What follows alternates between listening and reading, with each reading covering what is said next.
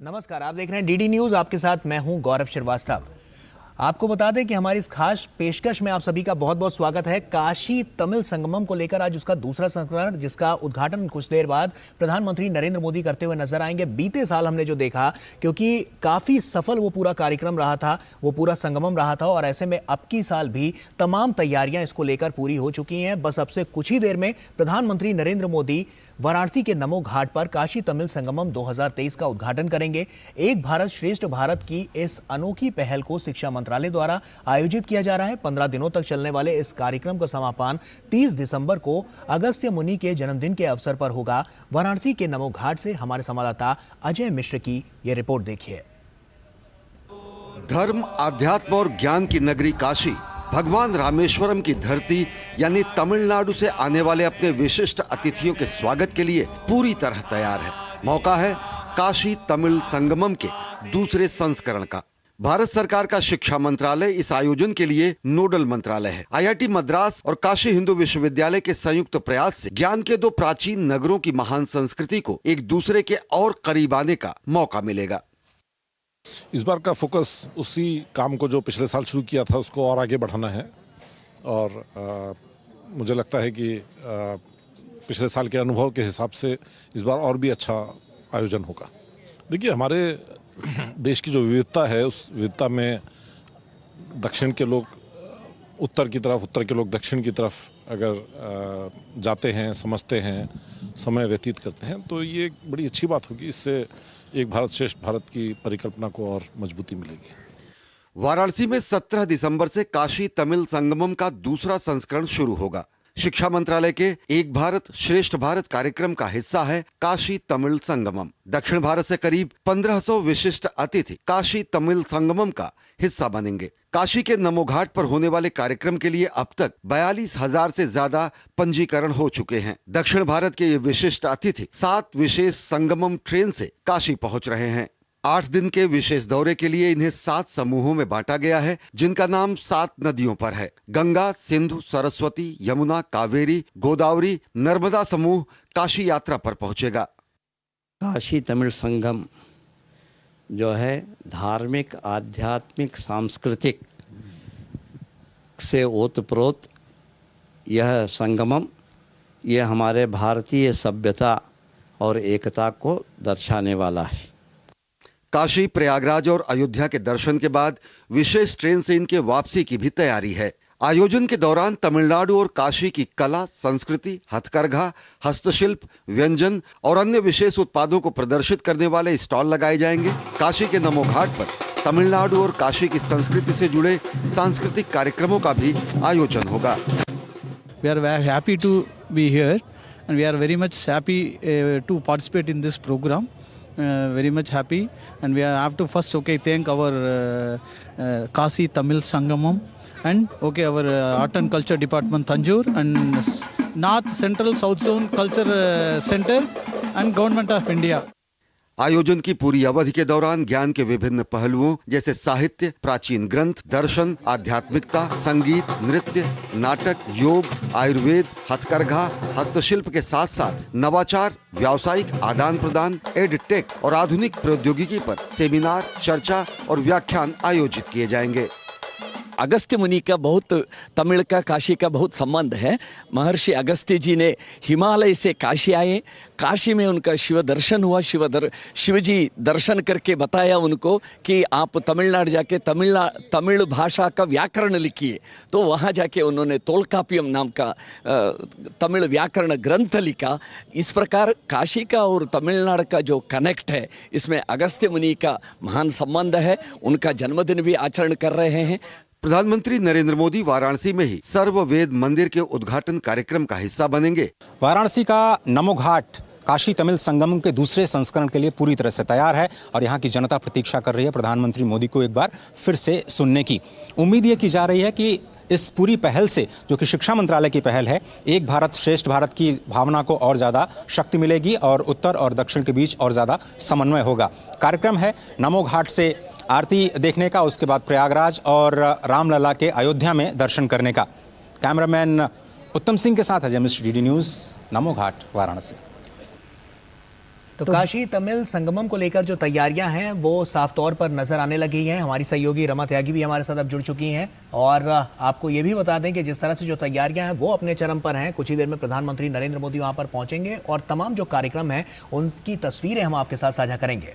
बिल्कुल अभूतपूर्व और अपने आप में अद्भुत संयोग। प्रोफेसर डॉक्टर मीनाक्षी सिंह हमारे साथ जुड़ी हुई हैं, इतिहास और पुरातत्व विभाग, काशी हिंदू विश्वविद्यालय, और आर राजगोपालन वरिष्ठ पत्रकार भी हमारे साथ जुड़े हुए हैं। अपने दोनों ही मेहमानों का हम स्वागत करना चाहेंगे।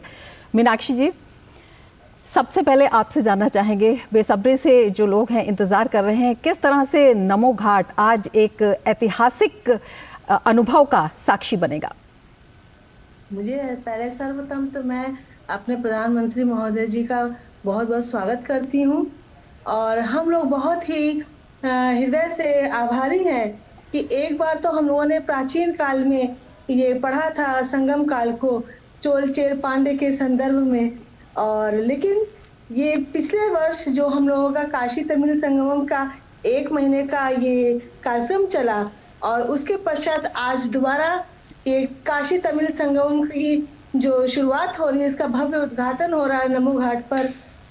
ऐसा प्रतीत होता है हमको आज फिर से कोई तोलपाकियम जैसा ग्रंथ यहाँ पर आने वाले दिनों में रचा जाएगा और काशी के वेदों का जो मंत्रोच्चारण होगा वो इसमें अपना बहुत ही अद्वितीय स्थान रखेगा। और एक बार फिर से ये तमिल और काशी संस्कृत का समागम हम यहाँ पर देखेंगे और इसका पूरा श्रेय हम अपने प्रधानमंत्री मोदी जी को देना चाहते हैं कि आज फिर से नमो घाट काशी की संस्कृत को उजागर करता हुआ और तमिल संस्कृत को अपने आप में संजोएगा। बिल्कुल मीनाक्षी जी, हमारे साथ आर राजगोपालन जी भी जो कि वरिष्ठ पत्रकार हैं हमारे साथ जुड़े हुए हैं। बहुत शुक्रिया सर समय निकालने के लिए और बातचीत करने के लिए डीडी न्यूज़ से। ऐसे में आपसे यही समझना चाहेंगे क्योंकि हम देख रहे हैं कि जैसे इसका दूसरा संस्करण है, हमने पहला संस्करण देखा जो पिछले साल हुआ वो काफ़ी सफल रहा। ऐसे में इस संस्करण की जो तमाम खास बातें हैं उन पर तो फोकस रहेगा ही, साथ ही साथ लोगों तक और जन जन तक जो सांस्कृतिक पहलुओं का जो महत्व है वो पहुँचाने के लिए किस तरह से ये बहुत कारगर आपको नजर आ रहा है? ये कार्यक्रम है तमिलनाडु में गहरी दूर से पहुंच गया है। जितना लोग इसका प्रगत करते हैं काशी जाने के लिए, जैसे हमारा मीनाक्षी जी ने जश्नो बताया, तोलकापियम करके एक लिटरेचर है, उनसे इतना वर्णन किया है वाराणसी के ऊपर।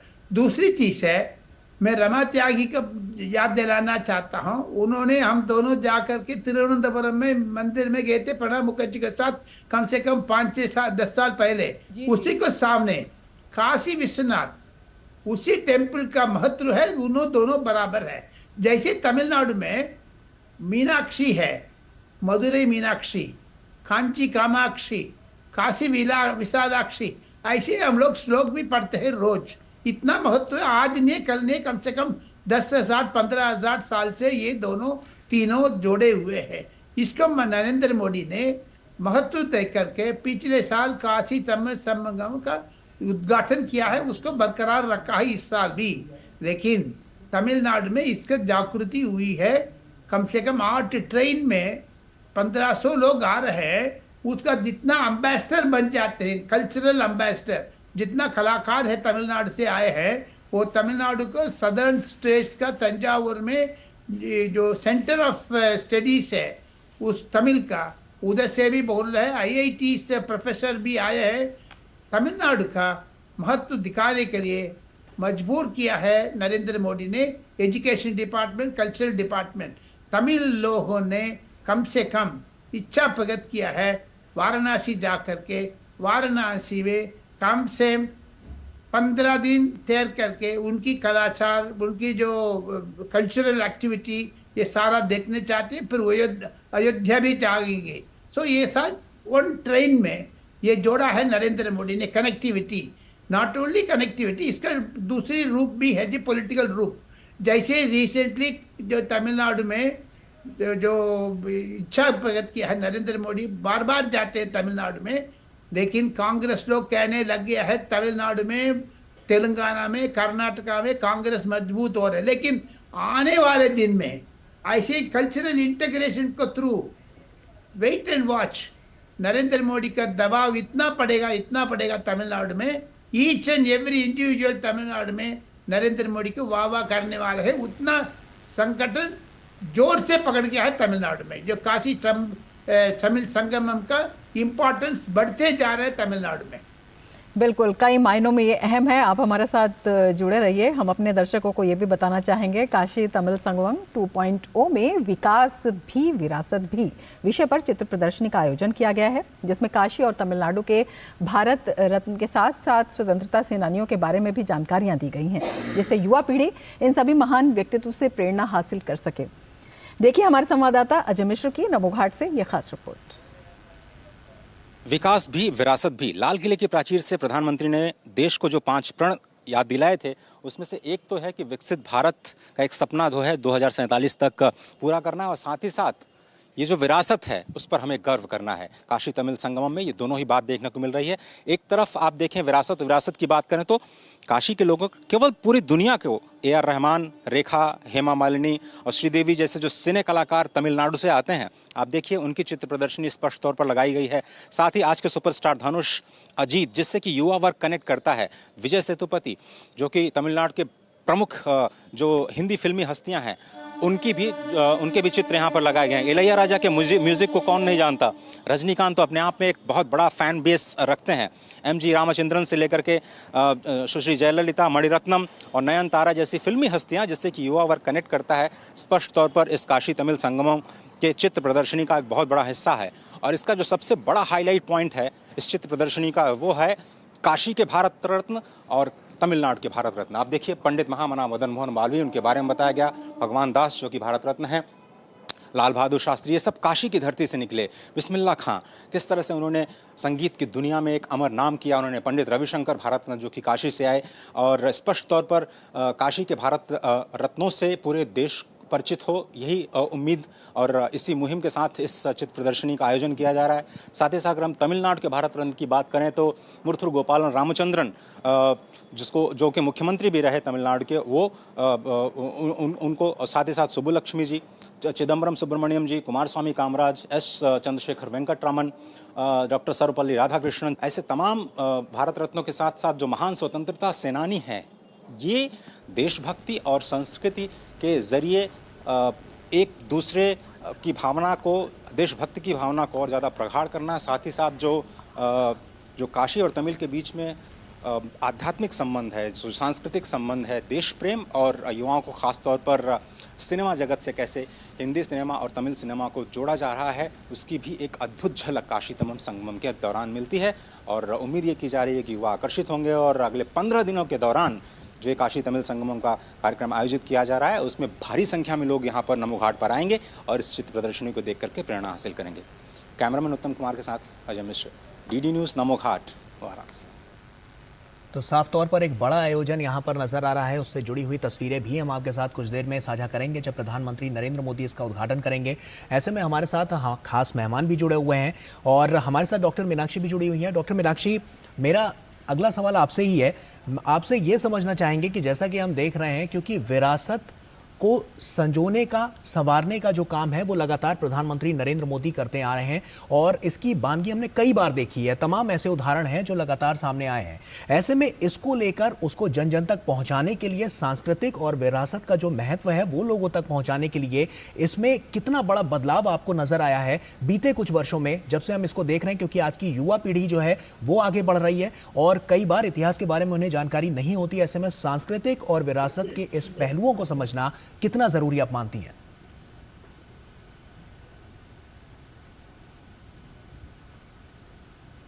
जी मीनाक्षी जी।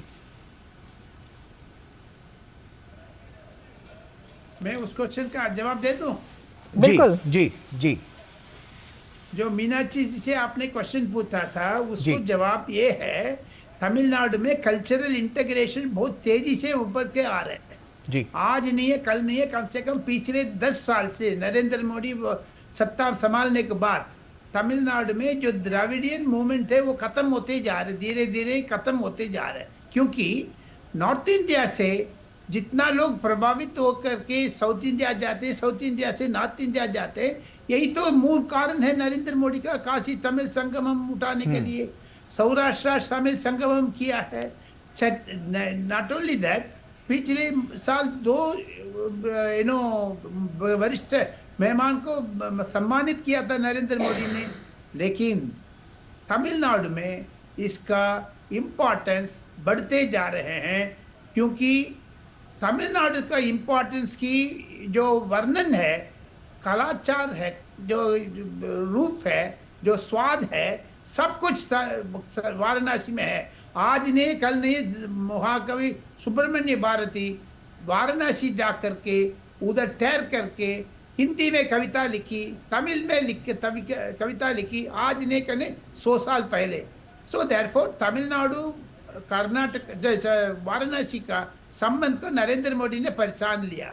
देखिए अभी ट्रेन से आ रहे हैं, इसको तमिलनाडु कांग्रेस जो बीजेपी लोग है, not only that cultural centres है, ये लोग स्वागत करते हैं। इतना बेस्ट अरेंजमेंट किया है, आने वाले दिन में इसको जोड़ बन गया है, कनेक्टिविटी बन जाएगी।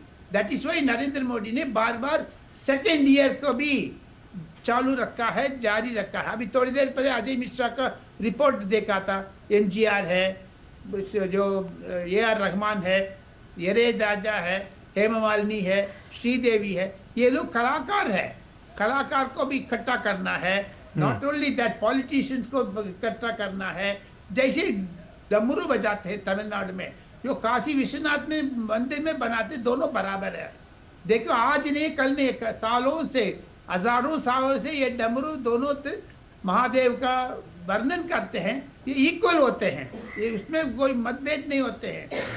देयरफॉर उस दोनों को जोड़ना है, नरेंद्र मोदी कर रहे हैं, कनेक्टिविटी कर रहे हैं नरेंद्र मोदी, बाकी कुछ नहीं कर रहे। बिल्कुल, ये कनेक्टिविटी ही अपने आप में बहुत ज़रूरी है और तमाम जो विकास की यात्रा है उसका अहम हिस्सा है। मीनाक्षी जी, आपके पास आना चाहेंगे, आपसे जानना चाहेंगे, विकास समय के साथ ज़रूरी है, लेकिन उसके साथ साथ अपनी विरासत को भी जानना, अपनी विरासत को भी साथ लेकर चलना, ये कितनी अनूठी पहल प्रधानमंत्री नरेंद्र मोदी ने शुरू की और अब कितनी रफ्तार ये पकड़ रही है और किस तरह से इसका चौतरफा असर देखने को मिलेगा?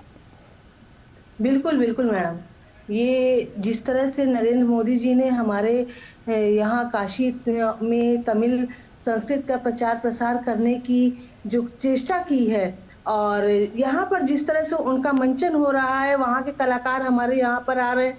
यहाँ पर हमने पिछले साल देखा कि विभिन्न स्टॉलों पर जा करके हमारे तमिल कलाकार बैठे हुए थे, जिस चीज से हम अछूते थे। और लेकिन हम बार बार ये चीज देख रहे थे कि जिन चीजों को हम जा करके नहीं पा सक रहे थे, उनकी संस्कृत और उनकी विरासत में जा करके हम उनको जा करके पहले समझना शुरू किए थे कि उनका कल्चर हम जिस तरह से केवल मूवीज देखते हैं, कलाकारों को देखते हैं कि हाँ ये हमारे साउथ के हैं, लेकिन हमने वहाँ की सांस्कृतिक विरासत को अच्छे से नहीं जाना था, जिस तरह से आज इन प्रोग्राम्स के द्वारा हमने जानने की कोशिश की। और वो लगता है कि ये हमारा ही अंग है। और आज काशी में पूर्ण रूप से यहाँ काशी ने अपना अध्यात्म और उनका कल्चर लेते हुए एकता का जो रस पिरोया है, वो इसी तरह के प्रोग्राम के द्वारा हम दे सकते हैं।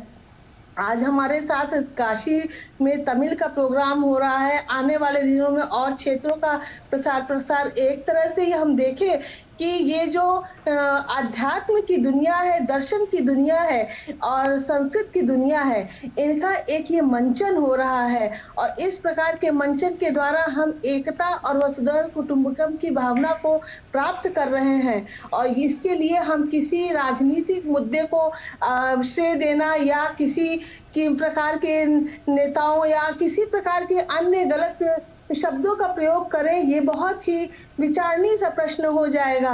आज हमको बहुत ही हर्ष हो रहा है कि नमो घाट पर हमारी विरासत, भारतीय संस्कृत की विरासत काशी और तमिल एक हो रही है। और यहाँ पर हम एकता, मतलब कितनी खुशी हमको महसूस हो रही है कि साउथ के लोग यहाँ आ करके उनका उत्साह देखिए, जिस तरह से वो ट्रेन से उतर रहे हैं, उनको उनके अंदर की खुशी, उनके अंदर की ललक, जिस तरह से उनको ये घाट खींच करके ला रही है, ये काशी का अध्यात्म और दर्शन ही जो उनको खींच करके ला रहा है। आज एक बार फिर से हम एकता के सूत्र में एक दूसरे को पिरोता हुआ देख रहे हैं। मीनाक्षी जी, जो सांस्कृतिक पहलू हैं, इसको लेकर छात्रों के मन में क्या चल रहा है? क्योंकि साफ तौर पर हम देख रहे हैं छात्रों की भागीदारी भी इसमें बहुत ज्यादा निकलकर सामने आ रही है। वो भी इन सांस्कृतिक पहलुओं को समझने की, जानने की, बारीकी से उस इतिहास के बारे में जानने की भी कोशिश करते हैं। और कहीं ना कहीं यही तो है जो संपूर्ण देश को, हम कह सकते हैं कि एक भारत श्रेष्ठ भारत की श्रेणी में और ऊपर लेकर जा रहा है। आज तो देखिए, हम एक अपने विश्वविद्यालय के दीक्षांत समारोह से लौटे हुए वहां की वेशभूषा में हमने एक बहुत खास चीज देखी कि आज इधर काशी तमिल संगम का उद्घाटन सत्र चल रहा है और दूसरी तरफ इन बच्चों ने भी उसकी झलक हम लोगों को दिखाई कि देखिए, जिन वस्त्रों को पहन करके हम किसी और स्थान पर जाते थे, लेकिन उन्होंने उन्हीं वस्त्रों को अपने अंगवस्त्र बना करके यहाँ पर वो बच्चे उतरे थे कि हमारी है ये संस्कृति, हम इसको किसी एक क्षेत्र का नाम ना दे, ये भारतीय संस्कृति है और इसको आज ये हम लेकर के हमको चलना है, हम युवा पीढ़ी है। और हमने पूछा भी कि बेटा, आप तो इस तरह के वस्त्रों में अपने आप को असहज नहीं महसूस कर रहे?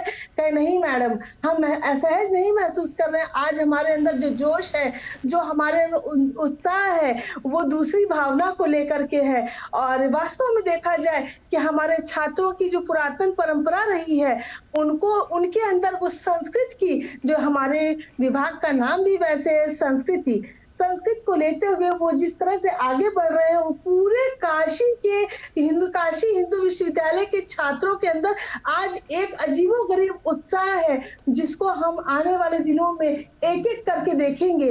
और ये जो छात्रों का उत्साह, वहां के छात्रों से जो मेल है, आईटी के छात्र भी जो हमारे आ रहे हैं, आईटी के छात्रों से हमारा मेलजोल बढ़ रहा है और उनके ज्ञान को वो जान रहे हैं। तो संस्कृत में अध्यात्म ज्ञान सबका होना बहुत जरूरी है। इसके लिए हम इस प्रकार के कार्यक्रमों को आने वाले दिनों में जितने भी इस तरह के कार्यक्रम आएंगे, उनका हम तहे दिल से स्वागत करते हैं और इसका श्रेय हम पूरे भारतवासियों को देना चाहते हैं। बिल्कुल। राजगोपालन जी, आपके पास आना चाहेंगे और आपसे जानना चाहेंगे, अगर हम काशी की बात करते हैं तो काशी की व्याख्या शब्दों में करना बहुत मुश्किल है, अपने आप में विराटता को समेटे हुए है। ऐसे में काशी तमिल संगमम किस तरह से, क्योंकि दुनिया भर का ध्यान जो है इसने आकर्षित किया है, किस तरह से एक भारत श्रेष्ठ भारत को तो ये आगे बढ़ाता ही है। एक भारत श्रेष्ठ भारत का जो मूल तत्व है, पहले उत्तर दक्षिण पूर्व पश्चिम, इसके नाम पर जो तमाम बातें होती थी, उन सभी को हटाकर जो भारत की विरासत है, जो भारत का व्यक्तित्व है, उसे और कितना मुखर कर रहा है? रमा जी, क्योंकि आपको पता है नरेंद्र मोदी का एक ही सपना है, श्रेष्ठ भारत, विकसित भारत। अभी थोड़ी देर पहले कार्यक्रम में दूरदर्शन ने दिखाए थे, जितना लाभ भारती से बात कर रहे थे, मेट्रो स्टेशन से, ट्रेन से, हवाई जहाज में, जिधर भी जाओगे नरेंद्र मोदी के वाह वाह होते जा रहे, क्योंकि La Bharati was important aspect for Narendra Modi government.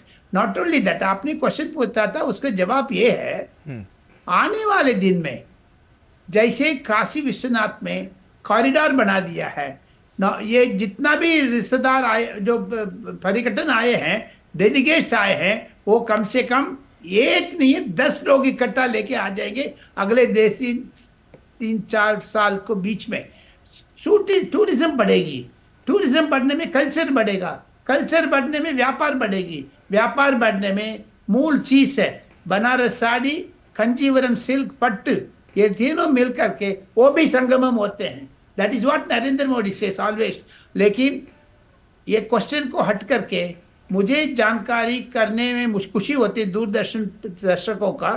पिछले साल जितना भी नरेंद्र मोदी ने हिंदी में भाषण दिया, उसको तमिल अनुवाद करके तमिल में पूरी की पूरी तमिल टेलीविजन में भी, दूरदर्शन ने भी पुदी गई, जो तमिलनाडु में पुदी गई दूरदर्शन का एडिशन है, वो भी किया था। इस साल अभी थोड़ी देर में नरेंद्र मोदी बोलने वाले हैं, वो तमिलनाडु सेंट्रिक होगा, तमिलनाडु कल्चर इंपॉर्टेंस होगा, तमिलनाडु एजुकेशन मिनिस्ट्री के ऊपर आने वाले दिन में 1 साल नहीं है, 2 साल नहीं है, अमृत काल करके जो अनदर 2047 तक तमिलनाडु में जितना भी डेवलपमेंट होने वाला है वो सारा चीज नरेंद्र मोदी जो झलक दिखाएंगे उस भाषण में, ये पूरी की पूरी इंपॉर्टेंस होगी, ये मैं मानना चाहता हूं। राजगोपालन जी, जैसा कि हमने देखा कि इस जो पहला संस्करण रहा वो काफी सफल रहा, उसमें भी हमने तमाम कीर्तिमान देखे कि वो रचते हुए नजर आए। दूसरा जो संस्करण जिसका उद्घाटन अब से कुछ देर में प्रधानमंत्री नरेंद्र मोदी करेंगे, कैसे ये एक सूत्र को और ज्यादा स्थापित करने की कोशिश करेगा? जो सूत्र हमने पिछले साल देखा कि पहले से बंधा हुआ है, उसको और ज्यादा कैसे प्रबल करने की जो दावेदारी है वो पेश की जाएगी? कैसे आप मानते हैं कि इसको आने वाले समय के लिहाज से और ज्यादा प्रबल और सशक्त देखा जा सकता है? ये परमानेंट फीचर बन जाएगा, जो भी सरकार आने दो, काशी तमिल संगमम अभी जिंदा होगी। हर साल दिसंबर में 17 तारीख 18 तारीख जो भी तारीख निश्चित करेगा वो कल्चरल एक्टिविटी रूप में माना जाता है। That is why MGR, MS Subbulakshmi, C Subramaniam, Kamaraj Nadar, Sarvepalli Radhakrishnan, sir CV Raman, जितना भी आप फोटो दिखा रहे हैं, जिसको जो AR रहमान है, रेखा है, हेमा मालिनी, सब लोग तमिल का, हिंदी फिल्म का, तमिल जो रंजीत है, विजय है, विजय सेतुपति है, ये लोग इतना, जो Ilaiyaraaja, Jayalalithaa madam, plus Rajinikanth, plus MG Ramachandran, इतना सेवा किया तमिल के, हिंदी को भी किया है। हिंदी से, तमिल से हिंदी बॉलीवुड जा करके, मुंबई में जा करके नॉर्थ इंडिया का मसूद किया है। ये सारा का डॉट इकट्ठा करने के लिए नरेंद्र मोदी एकदम प्रोग्राम बनाया है। वो प्रोग्राम सक्सेसफुल हो गया। आने वाले दिन में विकसित भारत, श्रेष्ठ भारत, एक भारत का सपना बिल्कुल सकारात्मक रूप से सक्सेसफुल होगी, ये मेरा कहना है। बिल्कुल, मीनाक्षी जी भी हमारे साथ जुड़ी हुई हैं। मीनाक्षी जी, आपके पास आना चाहेंगे और आपसे जानना चाहेंगे। राजगोपालन जी, आपका बहुत बहुत शुक्रिया हमसे जुड़ने के लिए।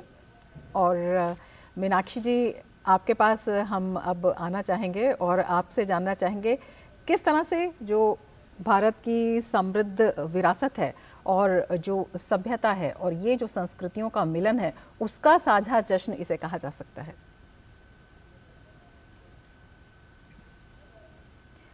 देखिए, मेरे अनुसार तो हम अपनी भारतीय संस्कृति का जो एक साझा मिलन की बात करते हैं, तो उसमें सबसे पहली बात तो हमें अपनी भाषा का थोड़ा ध्यान रखना चाहिए। भाषा में हमारे कहने का तात्पर्य है कि आज हम देख रहे हैं कि इलेक्शन का माहौल है और साउथ में हमने देखा जितने भी भाषण हुए वो सारे वहाँ के हिंदी में हुए, लेकिन हम क्यों भूल जाते हैं कि हम अपने क्षेत्रों में जब बोलते हैं तो अपनी भाषा को भूल जाते हैं। पहली चीज तो संस्कृति में हमारी भाषा को लेकर के होता है, और दूसरी चीज जब हम कहीं उठते बैठते हैं और वहां पर हमारे कई क्षेत्रों के निवासी होते हैं, हमें सभी को एक तरह से सबसे पहले सभी को हमें वेलकम करना चाहिए।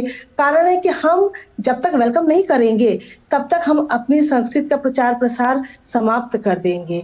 हमको ये नहीं देखना है कि ये उनकी संस्कृति है, हमको ये देखना है कि ये भारतीय संस्कृति का एक अंग है और हमारी संस्कृति जो है हम सबकी संस्कृति है। और इन सभी प्रोग्राम्स के माध्यम, ये इसका जो मूल मंत्र है, हमारा संकल्प है जो लिया गया है कि हमें एकता को देखते हुए, हम सभी कहते हैं हम एक हैं, लेकिन हमको ये थोड़ा सा आज भी एक बात खटकती है कि एक होने के पश्चात भी हम संस्कृत का विभाजन कर देते हैं। हमें संस्कृत के विभाजन की ओर नहीं, बल्कि हमको संस्कृत के मतलब संगम की ओर चलना चाहिए। हम जिस तरह से कोई वस्त्र पहनते हैं, हमको हर वस्त्र अच्छा लगता है कि नहीं, हमको कांजीवरम अच्छी लग रही है तो वो कहते हैं बनारसी अच्छी लग रही है। यही तक नहीं, हमको उनको भी अच्छा लगना है कि वो भी हमको अच्छे लग रहे हैं, तब जाकर के हम वो संस्कृति हमारी एक हो सकती है। जब तक हमारे दिल नहीं मिलेंगे तब तक हम संस्कृतियों का समागम नहीं कर सकते हैं। अगर हमें संस्कृतियों के समागम जैसा, संगम जैसा कोई एक केंद्र बनाना है, या हमको पूरा केंद्र क्यों नहीं, पूरा केंद्र हमारा भारतवर्ष है, हमको अगर केंद्र बना करके चलना है तो सबके हृदय में वो केंद्र होना चाहिए। जब तक हम मन से नहीं कहेंगे कि तमिल हमारा है और कश्मीर हमारा है, पंजाब हमारा है, तब तक हम संस्कृतियों को एक नहीं कर सकते हैं। हमें इस प्रकार के प्रोग्राम्स के द्वारा अपने दिल को पहले खोलना होगा, और अपने दिल को खोलते हुए हम कहेंगे कि आइए हम एक हैं, हम भारतवासी, हम हिंदू, हिंदुस्तान की भावना जो कहते हैं, वो तब जाकर के हमारी संस्कृतियों का एकीकरण हो सकता है। हमको भूल जाना चाहिए राजनीति को, हमको भूल जाना चाहिए संप्रदाय को, हमें भूल जाना चाहिए जाति के भावनाओं को। हमें याद रखना है कि हम मानव हैं, हमको मानवता याद रखनी है, हमें संस्कृति याद रखनी है। कोई संस्कृति ये नहीं कहती है कि आप किसी को शर्मिंदा कीजिए, और ये संस्कृतियां हमको आगे बढ़ाती हैं, जो हमें विकास की ओर ले जाएं, जो हमारा भविष्य उज्जवल करें, वही हमारी संस्कृति है। तो भारतीय संस्कृति कभी किसी का अवरोध नहीं करती, भारतीय संस्कृति किसी को पीछे नहीं ले जाती है। हमारी संस्कृतियां हमको आगे का द्वार खोलती हैं। इस तरह के समागम के द्वारा हम युवाओं के लिए बहुत से रोजगारों को खोलते हैं, उनको एक राह मिलती है कि काश हमको ये वर्क आता है तो हमको भी इसी तरह से करना चाहिए। तो ये हमारी संस्कृतियों का एक उद्देश्य है। हम इसलिए हम बार बार करबद्ध निवेदन करते हैं अपने भारतीयों से कि हमें अपने हृदय के द्वार खोलने चाहिए, तभी हमारी संस्कृतियों का प्रवेश हो सकता है। बिल्कुल मीनाक्षी जी, शिक्षा मंत्रालय की तरफ से जिस तरह से ये पूरा आयोजन, जिसका जिम्मा IIT मद्रास और BHU को दिया गया है, हम आपसे ये समझना चाहते हैं, क्योंकि आयोजन बहुत खास होने वाला है। कल्चरल प्रोग्राम्स की जब हम बात करते हैं, किस तरह का आज का ये जो आयोजन है वो होने वाला है, और उसमें BHU की जो भूमिका है, उसमें छात्र किस तरह से बढ़ चढ़कर हिस्सा ले रहे हैं? छात्रों का जो वहाँ पर प्रस्तुतिकरण होगा, वो प्रस्तुतिकरण उनके हमारे नाट्य संकाय के द्वारा और संगीत संकाय के द्वारा भी जो प्रोग्राम्स होंगे, प्लस वहाँ पर जितने भी ऊंचे कलाकारों का जो एक समागम होगा। और कहने का तात्पर्य, नमो घाट पर तो अभी मुझे ज़्यादा जानकारी नहीं है, लेकिन ये है कि वहाँ पर जो भी प्रोग्राम होंगे वो एक से बढ़कर एक होंगे प्रोग्राम, और वहाँ पर सभी लोग एक दूसरे के संस्कृतियों का जो प्रस्तुतिकरण करेंगे, संस्कृतियों के प्रस्तुतिकरण के पश्चात ही वहाँ युवा शक्ति का वर्चस्व रहेगा। इतना तो मुझे ज्ञान है। बिल्कुल, जिस तरह से आपने बताया है मीनाक्षी